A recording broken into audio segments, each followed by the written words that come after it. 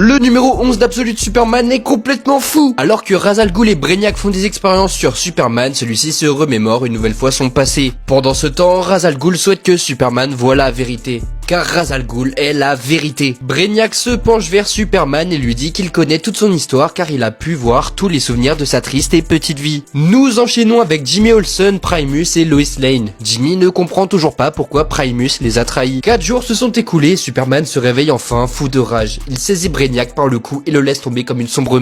Sauf que le problème c'est que Brainiac a toujours le contrôle sur Superman et il mène pendant 14 jours d'horribles expériences mentales au point où même Brainiac commence à devenir encore plus fou qu'avant. Le général Lane arrive à la base et retrouve sa fille Lois. Il tente de s'échapper. Nous assistons à une scène ayant eu lieu dans un précédent numéro d'Absolute Superman, sauf que cette fois-ci c'est différent. Au moment où Kal-El doit s'enfuir de Smallville, cette fois il décide de rester et de décimer les Peacemakers présents. Ra's al Ghul arrive derrière Superman et le félicite, mais celui-ci lui arrache aussitôt le cœur. Primus arrive et subit le même sort que son père. Tout ça n'est bien évidemment que dans l'esprit de Superman. Lois arrive derrière Brainiac et lui tire dans le cœur. Brainiac tombe au sol et semble vaincu. Avec l'aide de Jimmy, il tente de sauver Superman. Le général Lane arrive également, mais Primus est beaucoup trop rapide et lui plante un couteau dans la tête. Il tombe au sol, Lois est dévastée. Jimmy parvient à réveiller Superman. Une nouvelle fois, il est fou de rage et parvient réellement à saisir Brainiac. Il lui écrase le cou. Le numéro 11 d'Absolute Superman se termine sur Superman ayant vraisemblablement perdu la raison.